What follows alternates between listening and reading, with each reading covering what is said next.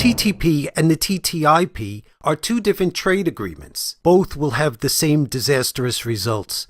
Hidden within this deal are plans to include rules to give investors the right to sue governments.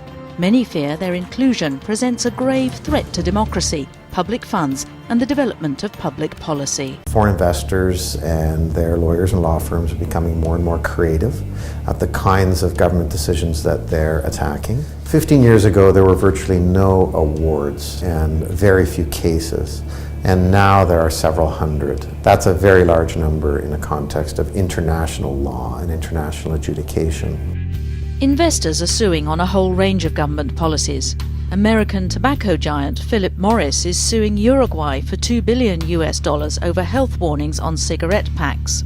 It could be that all these actions have got a freezing effect on policy discretion, that states do no longer want to run the risk of doing things that displease investors. Sometimes the mere threat of an investor-state dispute can be enough to kill legislation just because the policymaker is afraid of being sued. So that shows that investor-state disputes are actually also an enormous threat to our democracy. Both the United Nations and the International Monetary Fund have warned that investor rights in trade agreements can severely curb a state's ability to respond in times of financial crisis.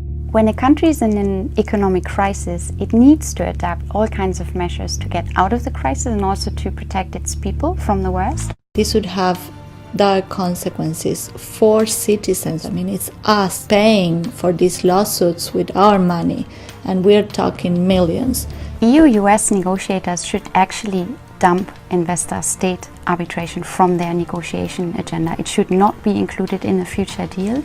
If they include it, environmental organizations, trade unions, public health groups have already announced that they will do everything to define this attack on democracy and policies to protect the public interest.